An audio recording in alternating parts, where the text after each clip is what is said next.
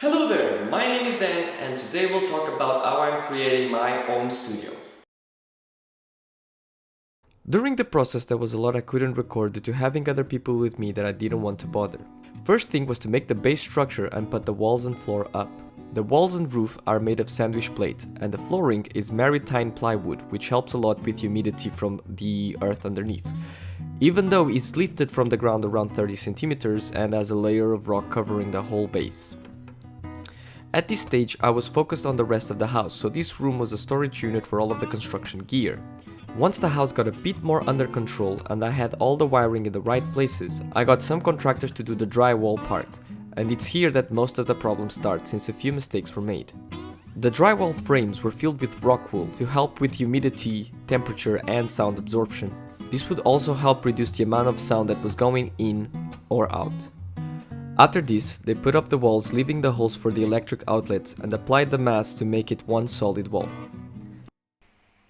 Okay, so now it's all sanded, and the next step is to paint the primer, and the primer will reveal any impurities on the junctions of the walls or the screws, and then we need to put the mass again.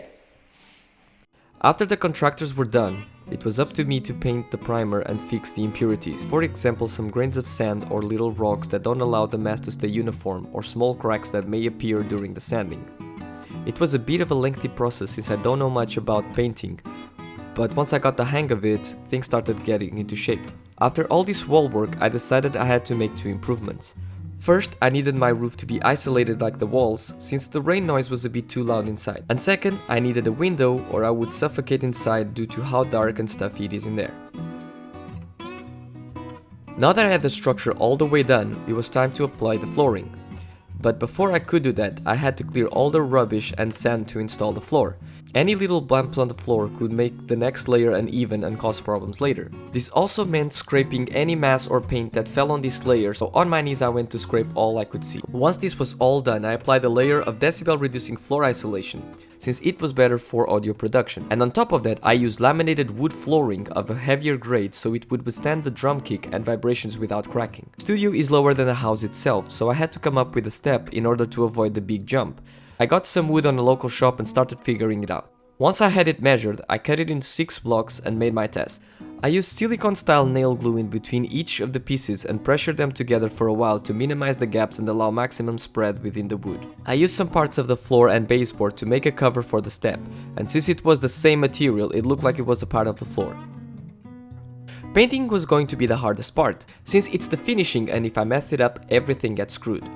Same as before, the first step was to clean the floor and any residue that fell on it during construction, and to start to apply the plastic tarp to make sure it stays clean. Had to use 2 big 20 square meter tarps to cover the whole studio, which was 24 square meters. This also gave me a double layer for most of this area, since this was a very thin plastic. When painting the house, I also learned that drywall gets a lot of this type of sand attached to it after all the sanding, so I decided to brush the drywall before painting. After this was done, I also applied primer twice to the whole room and painted it all twice. I decided to go with white since I had a lot of it left. At the end of all of that, I still had the door to paint. This door is slightly different from all the other doors in the house.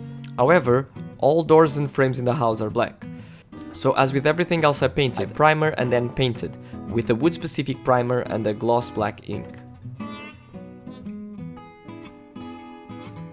I wanted the studio to have a bit more character since it's not just another room, so I printed my logo made by Fallen Orchid on Instagram, link in the description, and tried to create some stencils using some spare cardboard from my current day job. After a few attempts, I decided to just use the painter's tape to do all the details, since the spray was getting under the cardboard. I noticed the cardboard was bending up, so I put weights all around the logo trying to press it down and started painting. After, I tried to carefully remove everything to examine the finished work, and it was at this point that I realized how much I had messed up. Somehow, even with all this weight and extra cardboard, the spray got in between the layers of cardboard and painted way more than what I wanted, making this huge circle and painting the bottom of the door red. So I had to find a way to fix it all. Took me a while, but I decided all I could do now is repaint the door and hope for the best. So I did, trying to carefully paint around the logo to avoid even more mishaps. A few coats later and the door was finished. Not perfect since you can still see the red circle under the logo in some angles, but it is what it is.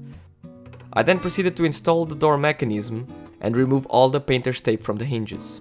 Lastly, all I had to do was install and test the door, and clear all the plastic and trash that was left behind. And for now, that's it. We will continue this process in my next video, but for now, stay safe, and maybe I'll see you next time.